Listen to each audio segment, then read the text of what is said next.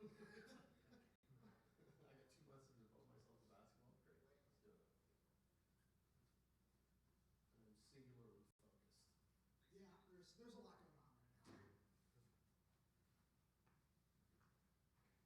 All right, everybody.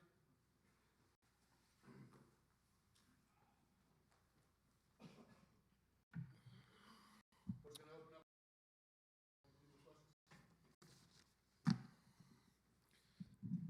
Okay. All right, everybody. I'm going to start here just thanking you all for being here. Wonderful to see everybody back after the bowl game and after the great win that we had in Los Angeles. I want to start with congratulating Coach Peterson and Olin Kreutz and getting into the College Football Hall of Fame. So that's an amazing deal. I spoke with both of them this morning, and really so cool for University of Washington and for those two guys. Also want to congratulate Aaron Donald, the Dominican Sue, and Eric Weddle, all guys that I got to coach in 2018 when we were at the Rams participating in the Super Bowl. It was certainly an exciting game that we played. Haven't seen you guys since we played the game to win the game 38-10. Excited to get to 9 wins. I think that's great for our program, and also the fact that we had 3.8 million viewers, which was one of the highest of all the bowl games. Also, our team has a 3.31 GPA for the final quarter, or the last quarter that we had, which is, again, the highest in program history. In terms of our team itself, we have had 61 players we re-signed on our roster. And that's a huge number and a big deal for us and for our program. We have not been overly aggressive in the transfer portal, as we have spoken about throughout our time here together for 3 years. We signed 25 freshmen. You signed 61 players back plus 25 freshmen. We've signed 9 players in the portal currently. That puts us at about 91 total players. And then what we'll do from that point is we'll put ourselves in a spot where we'll bring in about another, I think 95 total players, and we'll bring about another 6 in through the transfer portal over the final few days here. So we are still looking, and in the process, we have about 5 people coming to visit in the next 4 days. So, and that will kind of get our roster to 101, 102 players. And then finally, we should start spring ball with 86 players on scholarship and be in a really good position as we go. Over the past week, we've certainly found ourselves in the epicenter of college football. While there have been many questions, and I'm sure a lot of you guys have questions, I want to start with this. There was no intention to distract from Mia Hammond's celebration of life. As Damon mentioned in his statement, he sincerely apologized for the timing that coincided with such an important occasion and never wanted to be a distraction. I spoke with Coach Van Dyke. I spoke with Mia's mom and dad. Damon will speak with the soccer team this week, and certainly we all apologize for that unfortunate event. Despite the challenges of navigating through the complexities of college football in 2026, we remain very optimistic about our future. Damon is 19 years old, and as we've seen, many players are entering the portal and switching teams. Notably, all 4 quarterbacks in the college football playoff semifinals were transfers. We're determined to defy that trend. Damon will be one of the very few that will be able to start week 1 of our season, the season before, and playing game 1 of the season before that. All for the University of Washington, all for the same head coach. And I think that's a really big deal. The decisions that have been made go way beyond football, and the pressures that players are under right now to make very fast decisions sometimes can lead to setbacks. However, when we spoke, the reflection that he had, the pause that we had, it became very clear that the best choice for Damon and for the University of Washington was for him to return and for him to lead our team out through the tunnel the first game of the year. I recruited Damon when he was a sophomore in high school. I've known him for 6 years. I've seen what a great student he is. I've seen how he plays on the field. I've seen how he is in the locker room. And I have full confidence that he will excel this season. Obviously, we have to work very hard to repair any broken connections, mend any fences, and certainly we hope that this will lead us to greater success. Our football team has approached the last week thoughtfully. We've engaged in meaningful conversations with one another, with the coaching staff, and with Demond. I want to extend my gratitude and our program's gratitude to President Jones, to Pat Chun, to Aaron O'Connell for their invaluable support during this time. This is all new territory. 2026 is very different than any other year we've ever experienced in college football. There has never been and has never been a time where universities are engaging with agents. There has never been and will never be a time, or there has never been before, a time where universities are paying players directly. And there certainly has never been a time where it has been so open and such a topic of conversation on a daily basis. So we are all learning on how to deal with these uncharted waters. We're learning to navigate relationships with our athletes, the agents, contract negotiations, financial planners, lawyers, and all to make sure that we can handle this competitive landscape.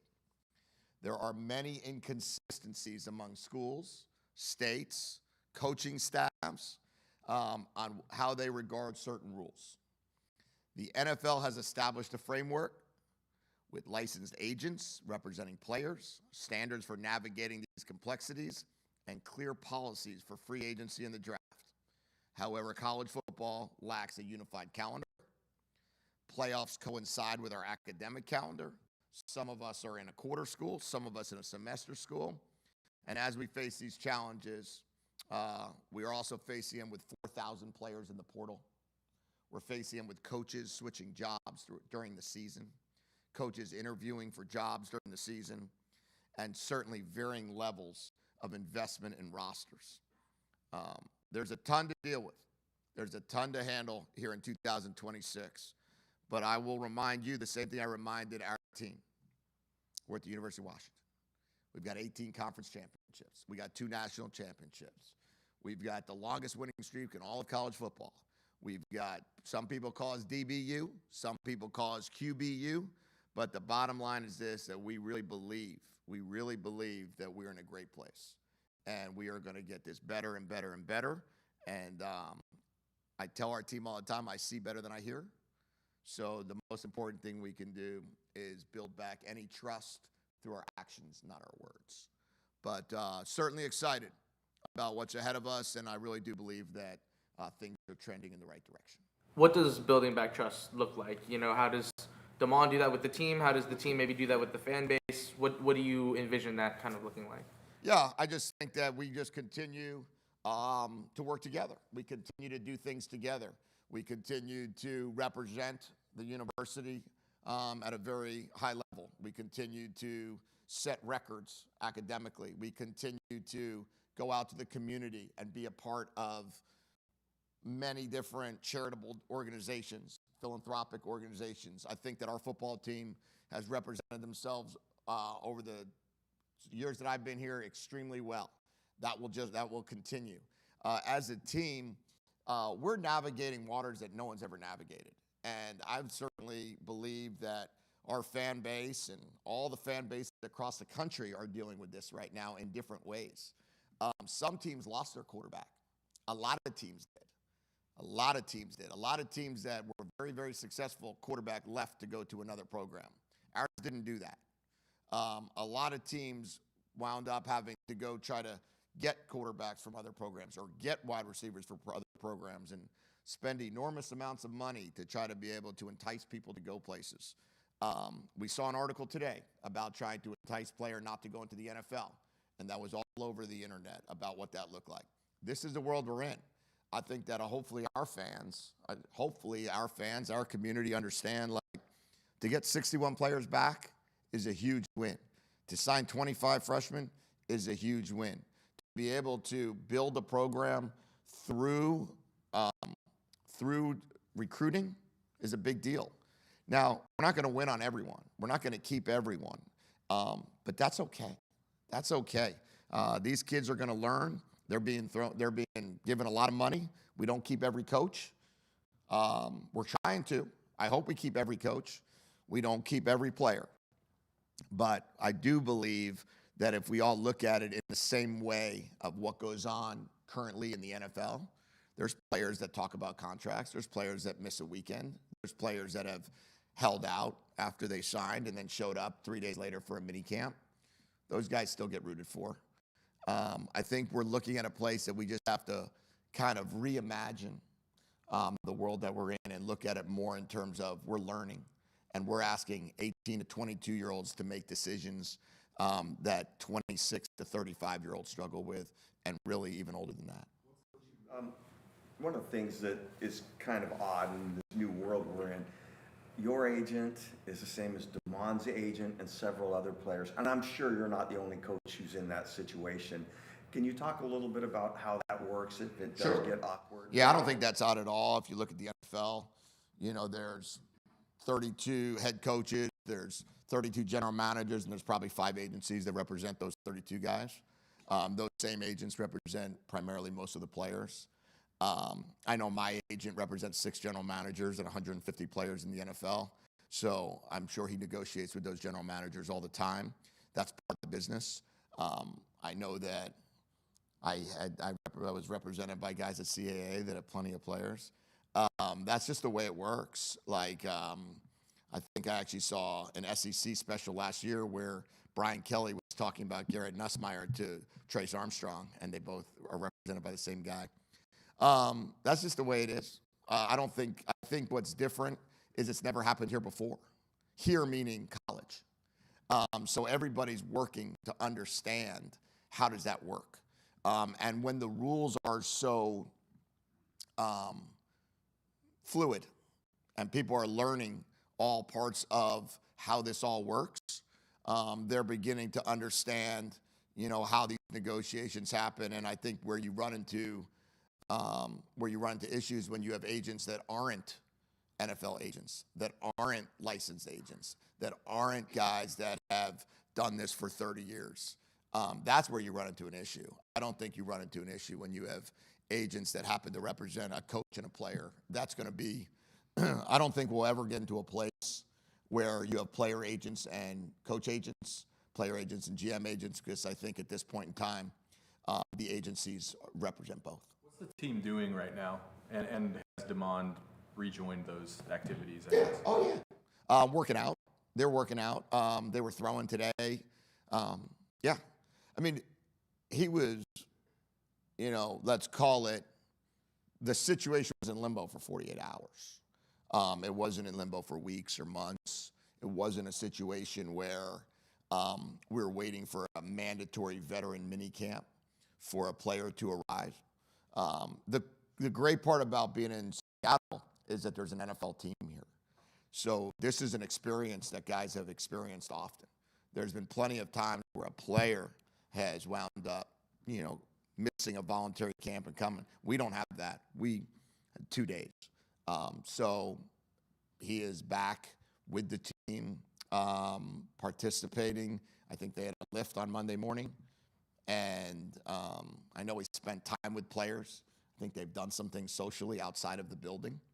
But, I think we're in a place right now that we're very fortunate that we have so many of our players back, where I think the other programs that I've been reading about that lost their star quarterback or lost their best players, and they're now at another program, and we'd have to be searching for a quarterback is a lot more challenging. Wisconsin felt the need to identify the school that tried to poach their cornerback or whatever it was. Do you feel that at all? Because these guys, I think Wisconsin, they filed a lawsuit, but they also wanted to identify him to maybe slow the process down. You don't feel that way?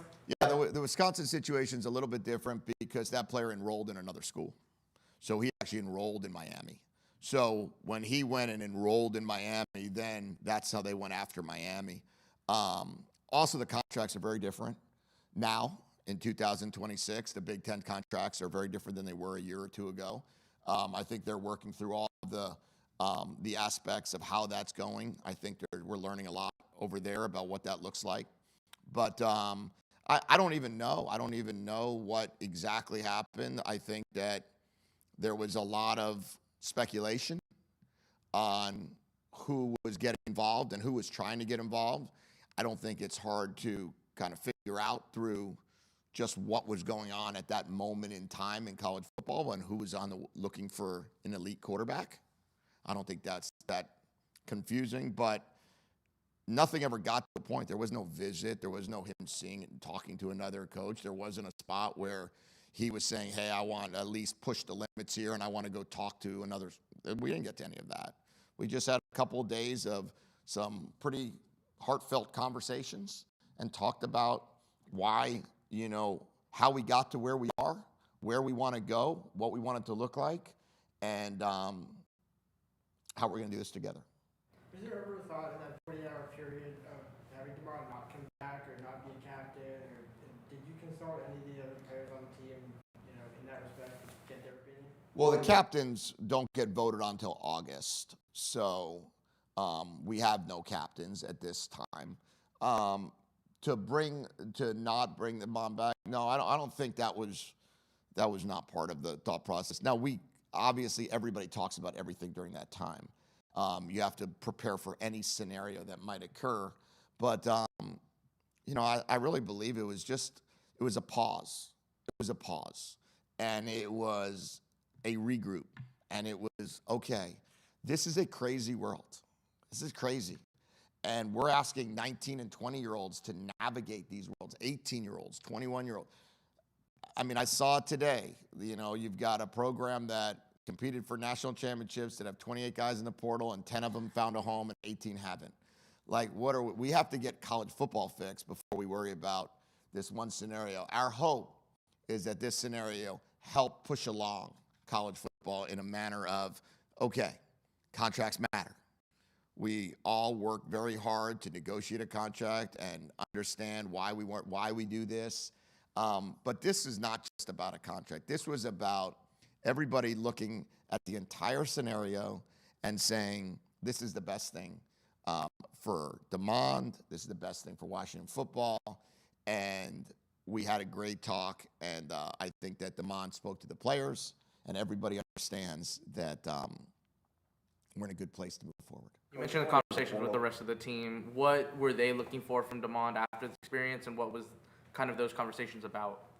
Well, I'm not going to talk about, a team conversation, but I think everybody just wants to make sure we're all doing this thing together. I mean, football's hard. It's a hard sport. We get guys up at 6 o'clock in the morning. We get guys up, running more than they've ever wanted to run. We've got them lifting more than they've ever wanted to lift. We got them practicing longer than they ever want to practice, sitting in a meeting longer than they've ever wanted to sit in a meeting. So you got to make sure, that's your brother, that's your guy. Do you want to do this with me? Does everyone want to do this together?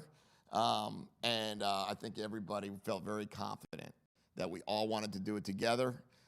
We all feel really good about working really hard to build this thing up. We got from 6 wins to 9 wins. How do we get to the next? How do we make the next jump?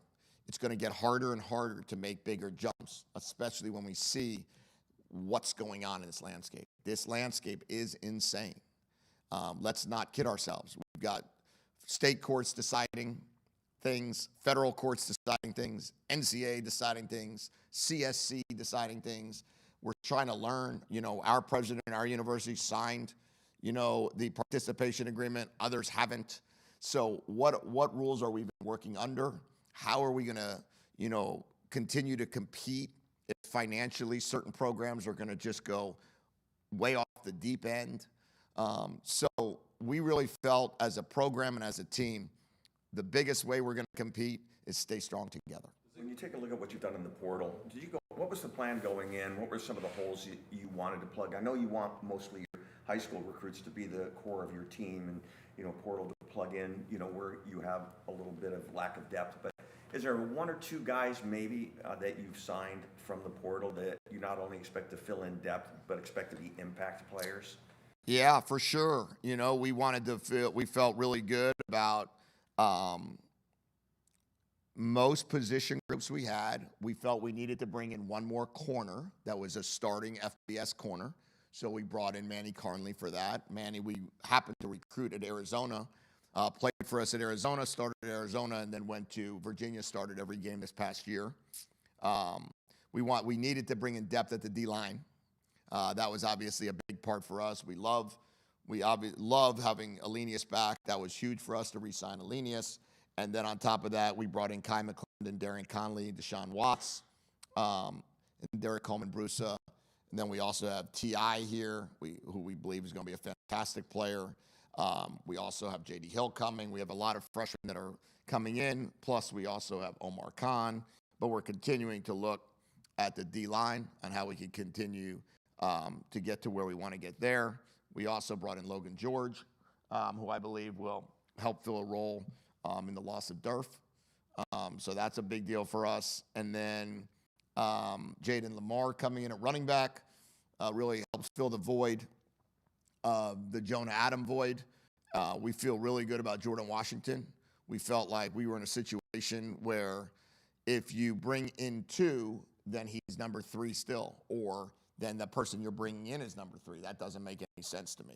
So with Quade Carr and where he's progressing, with where we believe that Jordan's progressing, we brought in Jaden to be really the senior in that group. We thought that was a huge thing to have someone very mature and see what he can do for us, see if he can take on that role of Adam or Jonah. And then obviously we're staying very active looking at the receiver position and continuing to work there. And then at left tackle, we signed all 4 linemen back, all 4 starters back, plus Champ. So, as we go through that process, we're like, okay, who's going to be our left tackle? Well, we signed who we believe is the best left tackle in the country. So then the question was, okay, who's he going to compete with? So we went out and we got the guy who was ranked the best FCS tackle, left tackle in Colt Dieterich. So that was kind of our mentality. I do not and will not subscribe to trying to build a football team through free agency. Some people can do that. Good for them. That is not us. We are going to bring in players. We're going to develop those players, and we're going to see how good they can get. I will guarantee you that we will have a better team. I will guarantee that Dylan Robinson will be better next year than this year. So why would I want to try to bring someone in to replace Dylan Robinson? I can guarantee that Zadrius Rainey-Saleh and Jacob Manu and Buddha and X-Ray Alexander will all be a year better. What did I need to do to bring somebody else in there for that position? Desmond Roebuck was a freshman All-American. RDA was a freshman All-American. John Mills was a freshman All-American. To just go replace guys so we could have our name talked about in the portal, not for us. Our goal is to sign the best players back and see how good they can be. RDA and Alex McLaughlin will be 2 of the best safeties in the Big Ten. Dylan Robinson, Manny Carnley, Rashawn Clark, that's going to be an outstanding secondary with a lot of guys trying to get playing time there. You look at our linebackers, I can't imagine a better room with all of those guys. We're going to have to use, we also have guys that can be used in multiple spots. X-Ray Alexander can rush off the edge. There's no rule that says we can't play Zadrius, Jacob Manu, and X-Ray together. We don't need to replace every edge rusher because it looks as if we might have lost one. Isaiah Ward, Deuce Davis is coming back. Deuce Davis missed the entire year. Isaiah missed the last 5 weeks. Both of those guys are in a great place. And then offensively, I just don't know how you sign the kids we signed, re-sign the kids we re-signed, and then tell them, hey, we're going to go into the portal to see if we can get better than you, when I believe we have some really good players. We're going to look at possibly replacing Kai Horton if we need to get a number 2 quarterback with some experience. But I also believe that Derek Zaman and Keeney McMillan and Dash Byerly are on the right to compete for that number 2 job. And in the tight end room, we've brought in 4 guys over the last 2 years since we've been here. They're all still here. And then we signed 2 more. So we'll be selective in the portal. But I really do believe that our program is going to be built on, you come here, we're going to invest in you. We're going to make you a better football player, and we're going to win with you. And that's the people that are going to bleed purple, not the people that we bring in for 1 year and are on their 4th team. How do it comes to Just your defensive coordinator, with everything that was going on, how hard was it to hang on to him in the offseason? Well, I could say this. I appreciate our donors, and I appreciate our administration making it happen. So we were able to re-sign Ryan. We got a lot of people that are out there, that are out there looking to try to get the best. And I told you all last year I thought he was one of the best. If not, I said he was the best in the country. I'll double down on that. The jumps that we made on defense were pretty significant. I do believe we were one of only 6 teams that were in top 20 in scoring offense and scoring defense. That doesn't happen very often. I think I read we were 16th in offense and 15th in defense, or 17th in offense and 16th in defense in scoring, which is the most important stat. When it comes to both retaining your roster and recruiting from the transfer portal, to what degree would you say finances were a limiting factor, and to what degree would you say finances worked in your favor? Yeah, I would say the more finances you have, the more aggressive you would be in the portal. That would be where the money would go. It would, we don't overpay for freshmen. We reward players that are here and want to stay, and then any extra money we would use would be in the portal.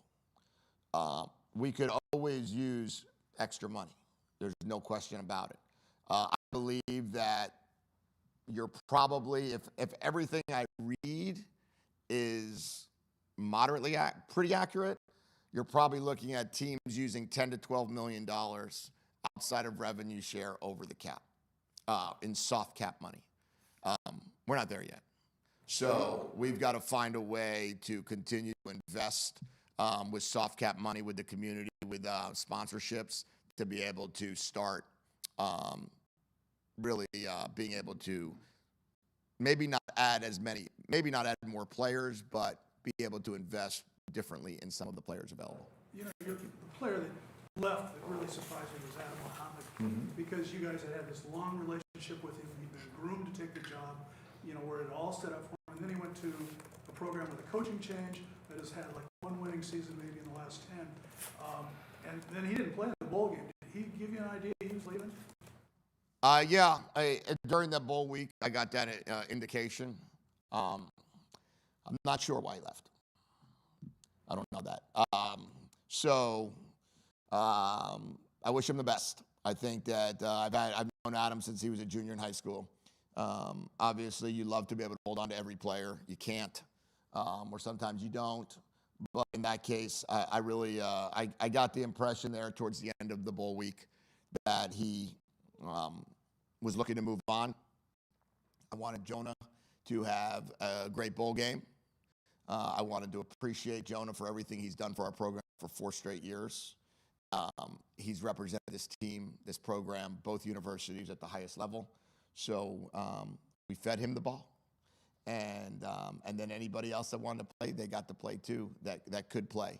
And that's what we tried to do. I think Jordan got some snaps there. And Quade's back healthy now. I wish he was healthy for that game. But we'll continue, with our running back room, we'll continue to just move forward. You mentioned that with the schedule and you guys being a quarter school, it gets really tight with the transfer portal. Are the guys that you signed going to be enrolled in time for winter quarter, or are they just going to come in for the spring? Yeah, it's a challenge. This whole quarter system in the transfer portal world, our university, can only do so much because of admissions in the start of the quarter. Fortunately, we were able to get the 9 guys that are currently have been announced are all in the winter quarter. So we were able to get them all in within the first 4 days of the portal being open, which was, I think, the 2nd through the 6th. After that, or maybe even, up through the 9th. After that, anyone that we sign moving forward, they will be here for the spring quarter. So they will all be, those transfers will all participate in spring ball, because we'll start spring ball April 1st, like we've done the last couple of years. But we will not be able to get them for the winter. Coach, speaking of the beginning of spring ball, you mentioned Isaiah Ward, you mentioned Deuce Davis. Was curious about any injury updates on the guys, the season-ending guys like Buddha, Yeah. or Kate Eldridge, Charlie, Raheem Wright, guys like that. Sure. You know, in terms of in terms of guys that ended the season either not being able to play, Isaiah Ward is back at this point in time, so he will be full go in going into spring ball. Shouldn't have a problem there. Deuce Davis's injury will limit him. He's doing fantastic. It will limit him to probably just some individual during spring ball, and then it will be full go in May. He had about a 10-month injury. I would say after that, Buddha will obviously, he's doing great with the ACL, but he will not be cleared until training camp to practice with the team. Raheem Wright is full go at this point, so he will be ready to roll. Kate Eldridge had the Liz Frank, so his injury happened at the Michigan game. I think that he's probably going to be touch and go for spring ball. We'll have to see where that lies, but I believe his injury is more of coming back, be full go for training camp. Rashawn Clark will be out for spring ball. He had to get his shoulder fixed after the bowl game, so he will not be able to participate in spring ball. Other than that, I believe that we're in a really good spot physically, and that we'll be able to have, about, depending on obviously the next 11 weeks, hopefully somewhere about 80 to 85 players participating. You talked a lot about how this sport needs change. What specific changes do you want to see, and how can the sport accomplish them? Yeah, got some time. So I think the most important thing we can do is get the calendar more consistent. Now, that's very easy to say, very hard to do, because we've got two different academic calendars going with semester schools and quarter schools. We also have TV contracts that bring us into January. But we are playing this year's national championship and next year's national championship January 19th and January 25th. That's a challenge. I'm a huge proponent of moving the transfer portal. I believe we have to move it to the spring. We have to find a way to let the football season settle down, to let all coaching changes occur, and then put ourselves in a position to start working through the transfer portal. I believe we're going to get closer and closer to having some form of a negotiation period where we actually give these players opportunities to do their deals over on an annual or hopefully 2-year contracts. Those are very hard to get signed right now. But if we can get ourselves in a position that we can start working to that, I think that will really help. I also believe that what we need to do, we need to make sure contracts matter. And that starts with the head coaches' contracts and all the way through. In pro football, no head coach can go leave for another head coach in the NFL. That can't happen. So I believe we should start looking at ways to slow down that movement. I think after that, we shouldn't be able to do any interviews until after the season's over. I think that will really help, because if we send the right message as head coaches, then players will learn our message. If we're out there and our names are being thrown around and all these other coaches are always talking about movement, then how do we tell these kids that, oh, our contracts aren't as important as your contracts, or our things aren't as important as theirs? So we're really working hard. We have buyouts in our deals, right? They're learning about that now.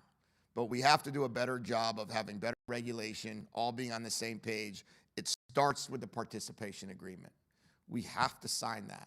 If we're not all willing to sign what our president signed, then how are we ever going to ever be on the same page of the rules? Because to me, if you don't want to sign that, you're saying you don't want to play by the rules, and that's going to make college football really challenging.